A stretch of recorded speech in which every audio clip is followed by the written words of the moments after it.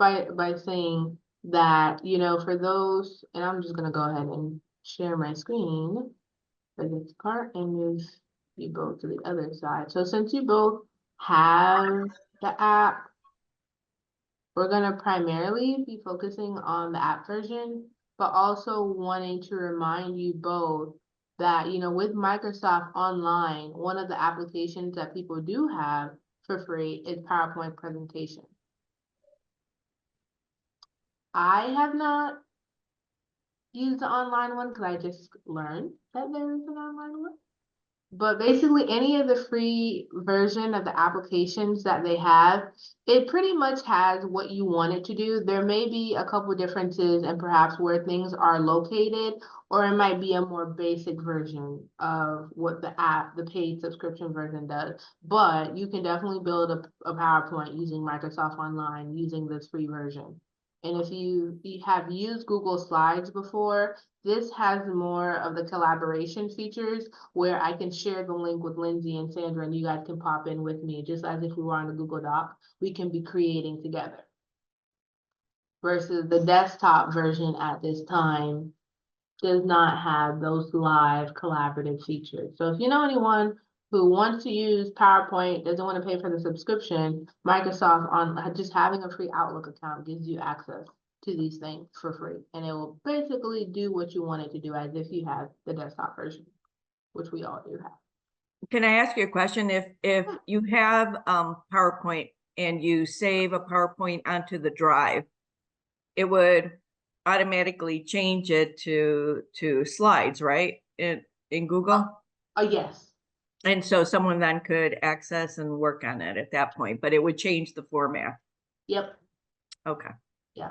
So they are both interchangeable. So a PowerPoint can go convert into a slide and a slide can convert into a PowerPoint.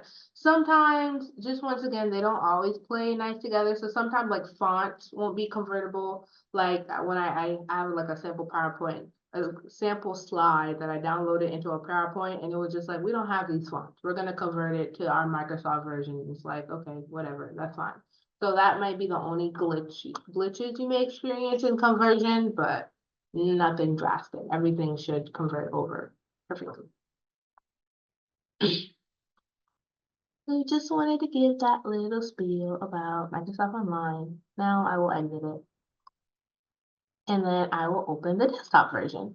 So I will say that Microsoft does do a better job than Google Slides of having a lot of templates available. Like if you're not a creative person or you don't want to start from scratch, you really don't have to because you have all these wonderful templates available to you and you can search up, you know, new ones based on what it is you're looking for. I think something people don't really think of when they maybe think of PowerPoint is that you can do, what did I put? Did I put photo or did I put album? That you can do like photo albums or you can do like photo slideshow. Like if you go on vacation, like you can easily do like a slideshow to share with your family, to share with your friends, whatever it may be. So it doesn't have to always be like business related stuff or numbers or reports, but it can definitely be more personal.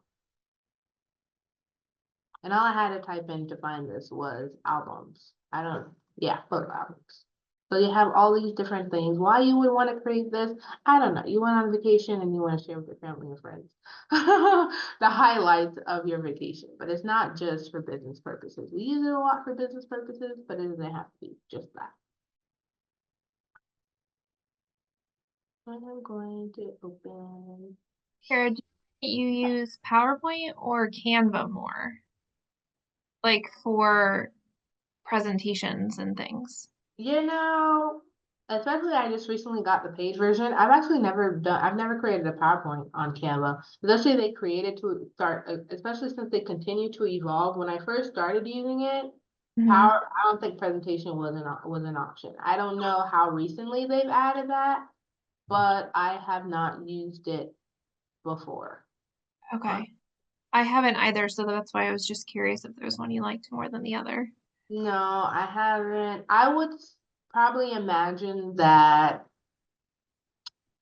maybe Canva may have more creative liberties than Microsoft, but I haven't used it enough to say so.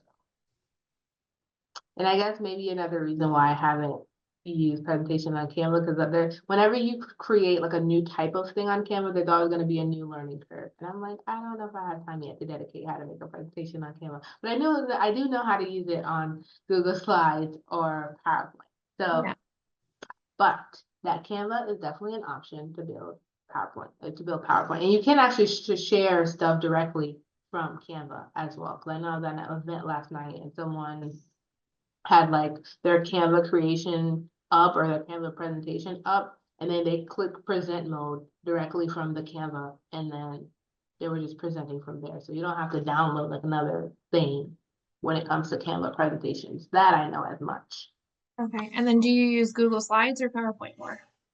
Google Slides, only because of the collaborative nature. Because a lot of the slides I am creating are for TPF purposes, and it's helpful to, like, if you have to create slides 1 to 5, Sandra needs to do 7 through 8. It's helpful for us to just use that one link to do what we need to do versus us like emailing back and forth the different that's too much.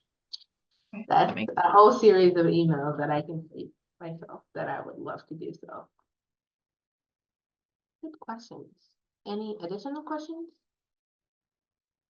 But I will say, especially in the TPF world, a lot of times we create power presentations in Google Slides, but when it comes to presenting it, I present it in PowerPoint. Google applications rely on internet. Sometimes the internet is not always good, and I don't want to tempt fate. So I just download it into PowerPoint, and I know regardless of internet, it will work. Okay. Yeah, so things you learn along the way.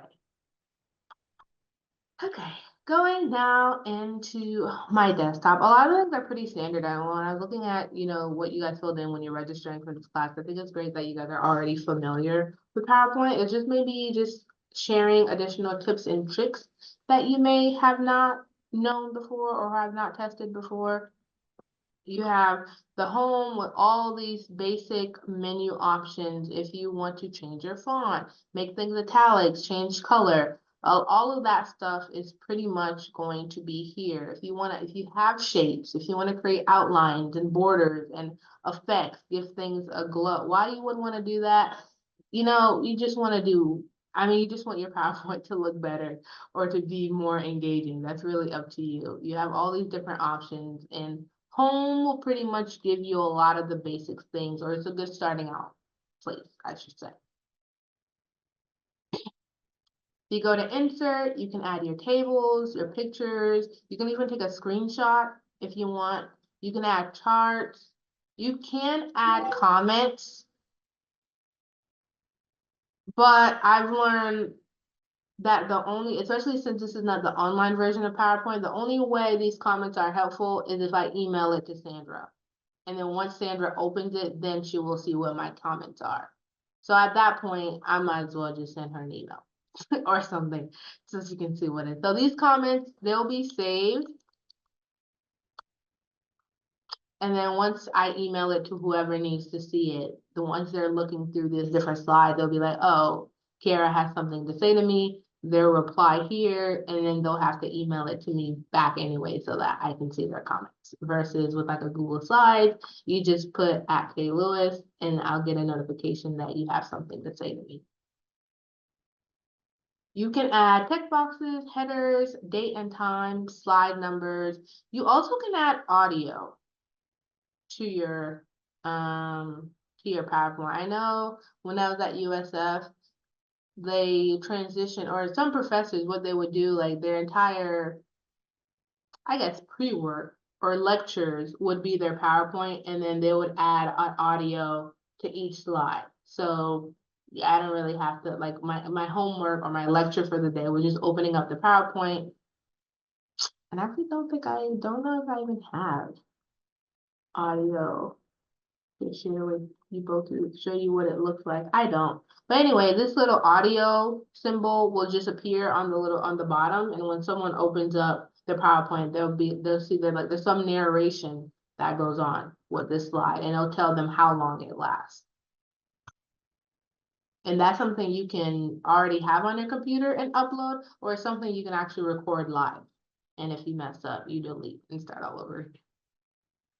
Video, you can add a video that's already on your computer, or you can add a video from somewhere online. I have learned when I have a presentation, when I have a video, online video in a PowerPoint or in a slideshow, and I convert them back and forth, I have to re-upload the video link. For some reasons, videos do not make the transfer very well. So if you have a video about SCGLR, you upload it to the drive and it turns into a Google slide, you're gonna have to redo the video process again because it's not gonna make the conversion process. I don't know why. Instead of it being a video, it's just gonna be a stagnant picture.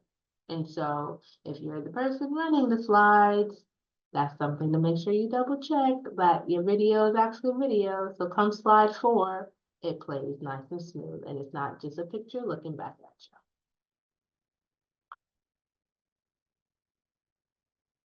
Design, something that I think is cool. I don't know when it decides to pop up. I don't know if it's when you're doing a new slide, but Microsoft has something called Designer, where as you're building your slideshow, I don't know if you've ever come across that, Sandra, since you probably make a lot more PowerPoint maybe than even I do as you're doing stuff for your sister. Have you ever come across the Designer feature? Will provide you recommendations about how to make your particular slide look better? And I no. don't think I've ever seen that. I just, there are some go-tos that I always look at, or sometimes if I'm really wanting to get an idea of something that, how this might look, I might Google examples and then see if I like a certain layout. And then, although, Google PowerPoint has great layouts, but sometimes I Yeah. like to do something a little different. But no, I I think don't ever it use pops up on the side, right, Kara? Yeah, no, I've I don't, yeah, I just don't know when it decides when to pop up. I I find, yeah, I agree. Sometimes it doesn't always. I feel like if you don't pick a layout, it will suggest things. Because I know what you're talking about, but it's the same thing. It's almost like it doesn't always pop up. Yeah, so basically there's something called Designer. I don't know what these pictures are called, what these pictures are. There's something called Designer, Sandra, where automatically, like you don't necessarily have to do anything that I've learned. Like when you're building your particular slide, like Microsoft will automatically generate, I think the slide would look better if you put your picture on the left side, if you put your word on the right. It just gives you more options or layout options of how you can organize your particular slide so that it looks better. And it's customized per the different slide pages. We just don't know how you get it. Like it's something that for me just automatically appears every now and then. Like I'll be building something and then it's like, I think it looks better like this. And I'm like, okay. Or I'm like, I don't think so. Now I'm gonna have to check because haven't seen that, but recently at least. I just kind of I like because I like to be creative, Yeah. so but maybe I'm doing things difficult sometimes. So, it's that sometimes perfectionist in me. But If I'm gonna have to anything, check that out. it'll just give you additional ideas. Mm-hmm. This addition idea. Not saying you have to take any of them, but Right. sometimes it's like, oh, okay, that's at least a starting point, something you can start from. But And I'm the complete opposite. I'm not creative at all, so I love when it pops up. I'm not creative in that sense. So I'm with you, Lindsay. I like just tell me how it should look like, and I'm good. That kind of bothers me, but yes, it's called design. And then if I go back to our little event excellence template. Transitions, know that transitions are how the slides move in relationship with each other versus animation are objects. So you can't animate a slide. You can animate a picture, you can animate words. Like adding, like doing all these cool things are animations. But when it comes to transitions are only for slides. How one slide changes to the next, that is transitions. And once you add a transition over here, you have like a little setting box where you can customize how long it takes for the transitions to happen. Is a transition associated with a sound? Very interesting that there is a cash register sound that you can associate with your transition. You can decide, do you want it to transition by itself after a certain amount of time, or do you want to have control on when one slide goes to the next? Why you would want to have it automatically transition by itself? Maybe if that helps you with timing. If you're only supposed to spend 5 minutes on the first slide and you see the slide automatically transitions to slide number 2, that tells you that you have reached your 5-minute mark. I don't know if that's a good thing or a bad thing, but just letting you know. To me, that makes me really anxious because a lot of times no one knows the timing except the team. But if you're still talking about background and all of a sudden it goes to let's do a poll, I just don't like how that feels. But that's me. Once again, going back to animations, you can do the same thing as well. You can decide how long the animations take to appear, and you can decide how they appear. Do you want to control it, or do you want them to just happen automatically one after another? And if you can see here, as I'm adding animations, there's a number associated with it, letting me know the order of how the animations will appear. So first, the animations for this will appear, then the word background, and if I add another one, it'll be number 3. That way you'll kind of know in what order the objects on your slide are moving.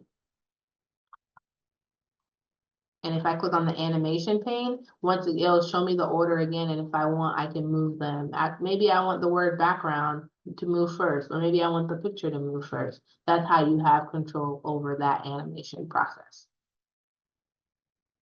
I will say animations, transitions are great, but know your audience, know the setting. Because sometimes it's like something really serious, like you're trying to take notes or something on the PowerPoint, and all of a sudden there's like all this crazy stuff happening, and it's like, I do not need all that. And instead of enhancing the content, it's just like really distracting. So definitely use it to add some pop and flavor and sparkle, but don't overdo it to the point where it's like, this is exhausting to look at. I don't know if you've ever been in I have been in a presentation where someone was a little too excited with their uses of transitions and animations. Yeah, sometimes they can make the meeting a little longer instead of funner.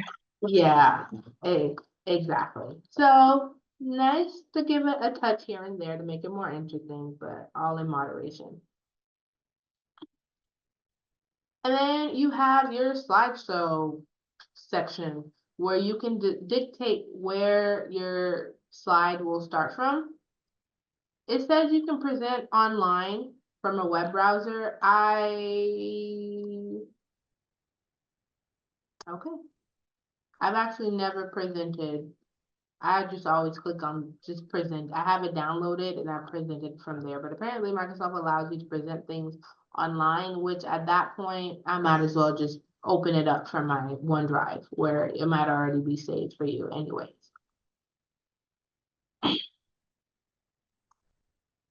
If you, like with SCGLR, like with TPF, events, when there is a presentation, like maybe at immersion, I should say, when you have to hook up like a screen to your computer, a lot of times this is where you would go to kind of control that, to make sure it appears one way on the screen for your audience, but making sure on the computer you can still see like your speaker notes or whatever other things. So there's 2 versions of the PowerPoint being shown, and this slideshow section is how you would start making that happen, to make sure your audience sees what they need to see, but you as a presenter, you see what you need to see.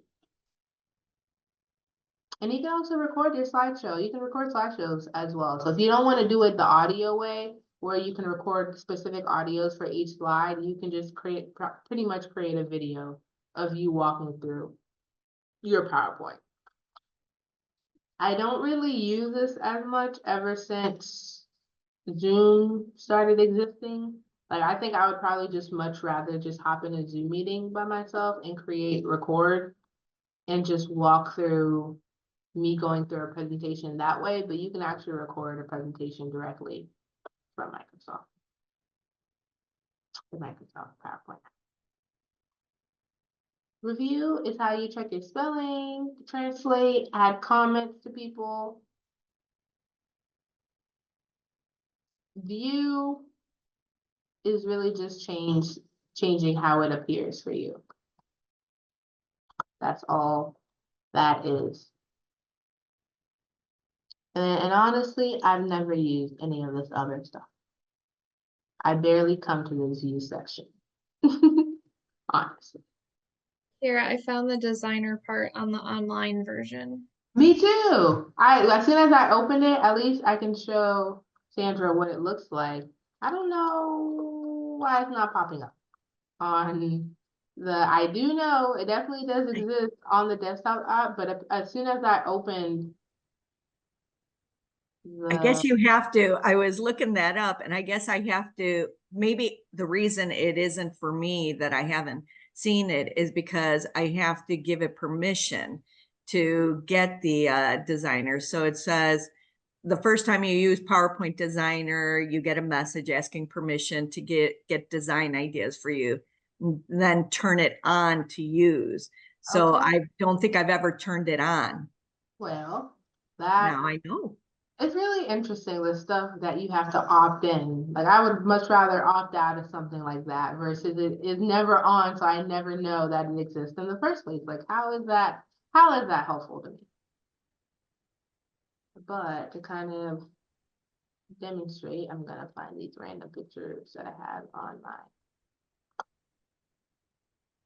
So I'm not very creative. I have this thing. I will start just typing stuff, but as I get stuck, depending on how much content, how many elements you have on the slide may dictate how long it takes designer to give you ideas. But as you can see right here, as it's thinking, Sandra is giving me different ways I can arrange all the elements I have to make it look. And I guess it's really more about being aesthetically pleasing. I don't I know what like this. algorithm. I like that. That's even an option. I didn't know. You see, I'm learning. Yes, I don't know what algorithm it has to decide what looks nice, but a lot of times they do look better than what I was thinking. So you have, once again, just another source of inspiration of how you can align. And sometimes if you have charts or tables, like it'll recommend ways for you to do graphs and charts to make it look nice. Glad we figured that out. Thank you for, thank you, you That guys for showing. is actually a very useful, very actually useful tool to have. So maybe mine is not turned on my app. Maybe that's not why I'm not there. Did you end up turning yours on? Not yet. Okay. I am going to just so that I can at least give it a try since I can always turn it off. Do you know how did you turn it? Where do you go to turn it on? Yeah, it says, I was just reading, it says file options general. So file options. Where the heck is options? Options general. And then you go to automatically uncheck. So I would check automatically something or another. I got to give it a go and see. Interesting. Automatically show me design ideas. I'm not sure where that is, but I'll figure it out. Interesting. So that's really good to know. But no, that is actually worth having, just even if it's just to get different ideas. That's crazy that you have to go through all this to turn it on. But And who would know to look for it? I know, like, how do I don't know it exists, so how do I know to go? That is very interesting. I just automatically assume that it's on the best settings. Me too, or the most, whatever I need to be successful in making a PowerPoint, I would definitely expect that as well. And then when it comes to just helpful tips and tricks to show you both that, and some of these things relate to anything you're designing, even when you're using Canva. Probably not this one.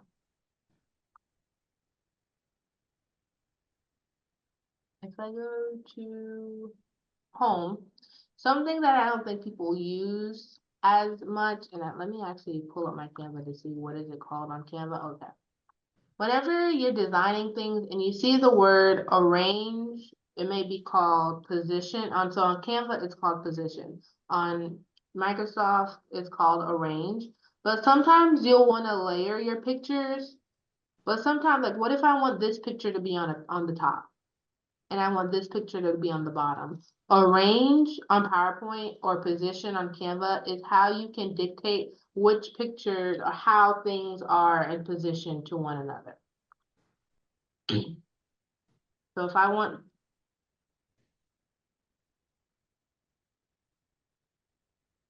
so once again, and right here, all I'm deciding, I don't fully understand what's the difference between send backwards and send back. The more I learn, I think send backwards may be send all the way to the back versus send to the back maybe like send it one image back or one thing back. But I'm still learning what those things mean. Can you try it just to see? Because it almost looks like one would make it a bigger image and the other one would make it smaller. So let me bring to the front. Okay. I'm adding a lot of images. So I'm going to bring, so this is at the top now. Okay. Now if I click send back, Mhm. it went all the way to the back. Okay. Versus if I undo that, and if I do send backwards, oh, It goes to one. it goes to one. Well, that's semantics. Okay. Now we know. And then same thing when it comes to bringing it to the front. That way, if you want to be all cool and whatnot, and like have like pictures layered here, seamlessly blending in one to another, you would definitely use the arrange to do what it is you need to do. Yeah, one of the things in that question, the quiz, I think it was the quiz, that said about spacing, how it spaces. So if you have them, how do you get them equally spaced? And I'm like, well, I never knew I could automatically do that because I've always just done it eyeing it. So yes, I mean, and sometimes they'll give you that like line so that you can see that it's even, or but yeah. And I'm happy you brought that up.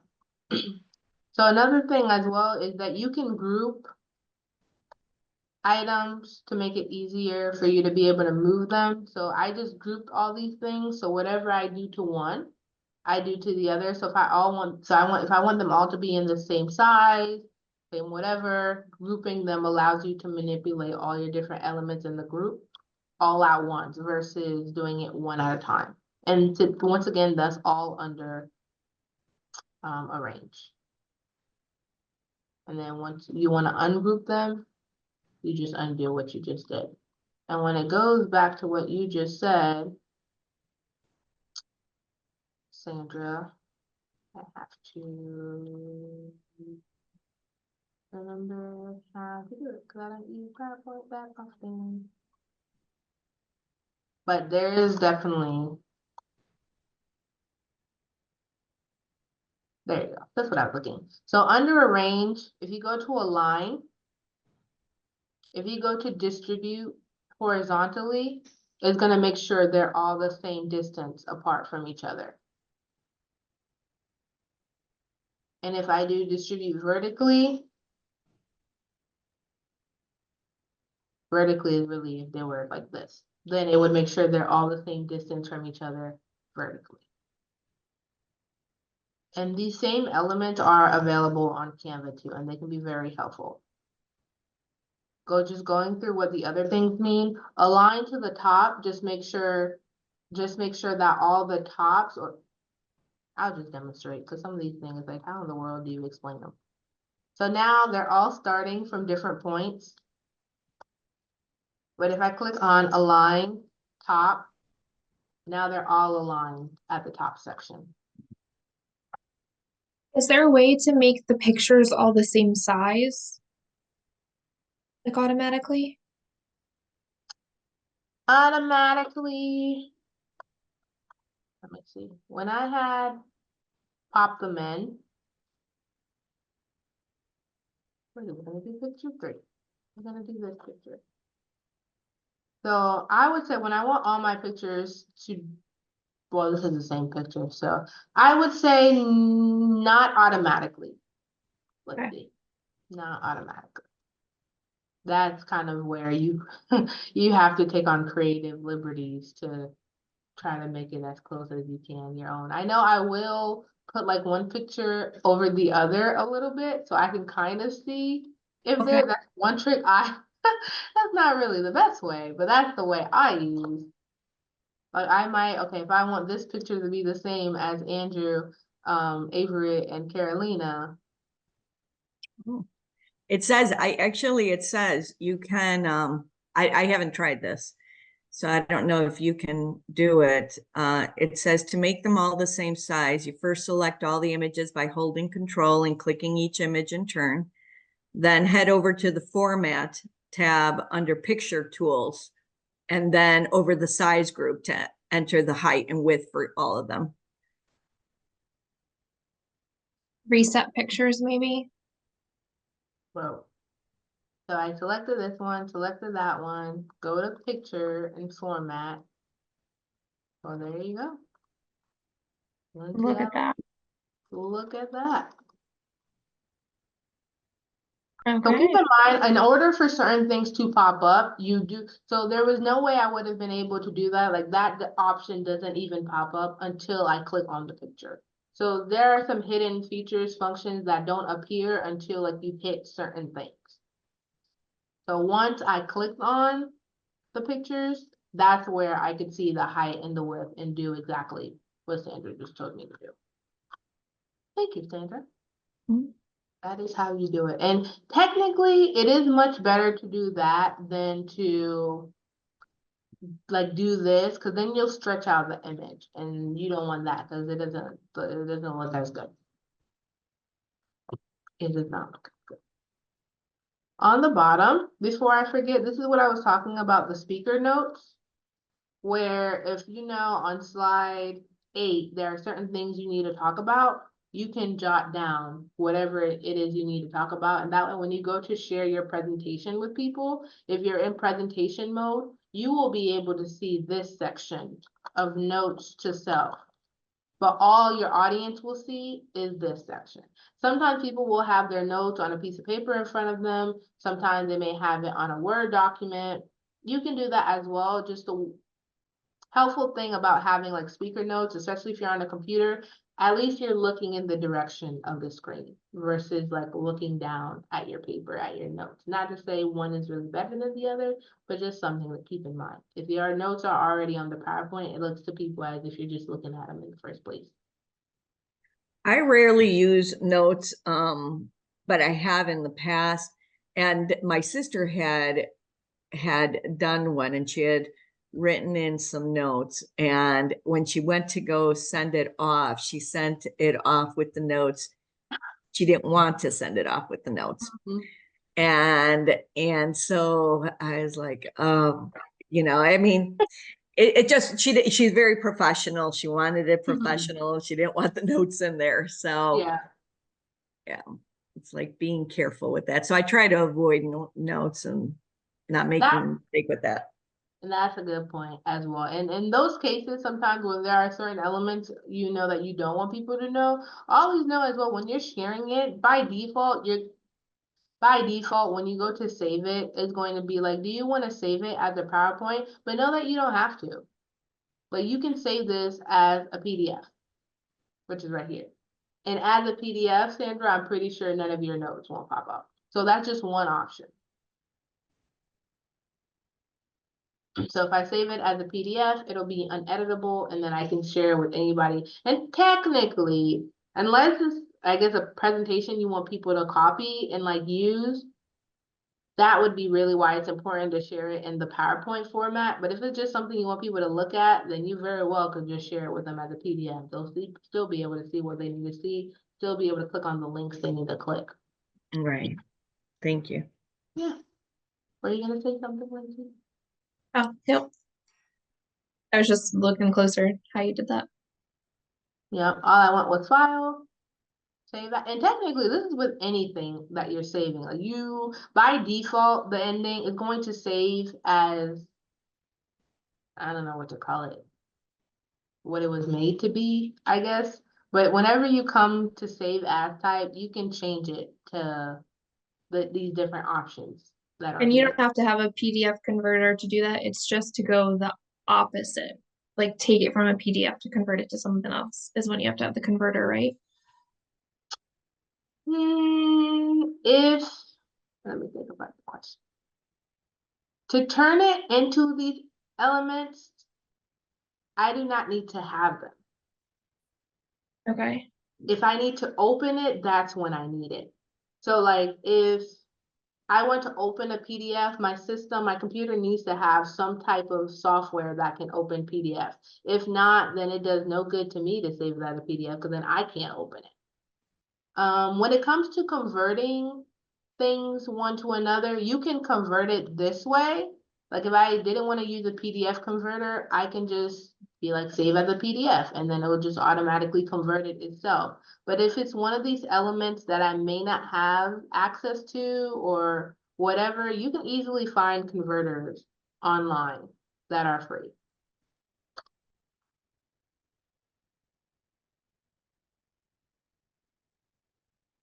That's not probably PDF. I'll probably do image with PDF. I tend to use the Adobe one, it's free, or I'll use Small PDF, but you really can use any one you want. And then if there's an image, well, I have an account, so it's gonna want me to try to sign in, which is the password. Yes, it is, thank goodness. But this is actually free, Lindsay, so you don't, if you don't have one, you actually don't need to sign into it. Okay. Perfect. So a lot of these converters will do what you want it to do. So if I wanted to turn a PDF into a JPEG or a JPEG to a PDF, if I want to turn a Word to a PDF or a PDF to a Word, these online converters will do that for you. But if you don't feel like doing that, know that you can just file, save, and change it right here to whatever it needs to be. So it'll be able to change it to whatever it is you want it to change into. It just, if you don't have, if you go to open that thing you just saved, if your computer doesn't have something to open it, you're gonna get the little error symbol, because it's like, we don't have, what do you want me to open this with? Okay. Trying to think what an example of that may be. 'Cause I don't use a lot of these other things. Like if I saved it as like, well, I don't want to say PowerPoint 23. I don't know what a lot of these things are, but if I saved it as this RTF thing, but my computer can't open RTF documents, then that's when I'm gonna get the error. Like I'll be able to save it as it, I just won't be able to open it later again if my computer doesn't have that software. Okay. Any question? Any other questions people may have? And so going back to like social media and stuff, social media like Twitter or X can only accept images. So if there's like a PowerPoint slide that I thought was so awesome and I wanted to share it on social media, either I would take a screenshot of it with my computer so it can be turned into a picture, or when I go to File, Save As,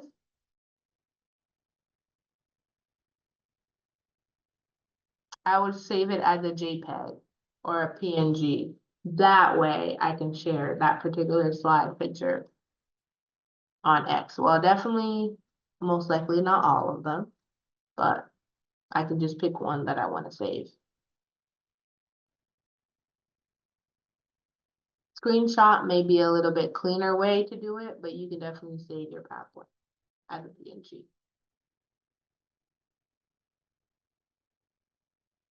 Any questions anyone may have for me? And if that's not the case, since the great thing is both of you have used it before, so For a lot of the classes do have a walkthrough portion, but it really depends on how familiar people are with the software. So since you both are familiar with the software, it's mostly just sharing tips and tricks to make your use of PowerPoint even more awesome. There's no point in me trying to belabor the class just for the sake of belaboring it. But I will say for your homework assignment, as I go down to find it, it's really just picking an initiative that you are working on and creating power. There's more specifics in it that I'll send in the follow-up email. But it's just picking an initiative that you are working on and sharing it with people who are not familiar with, telling a little bit about what that initiative is about. And then there are some criteria. Yes, you have to add a transition and animations and adding links and stuff, but it's really just the basic stuff of the main skills and functions you need to know related to using PowerPoint.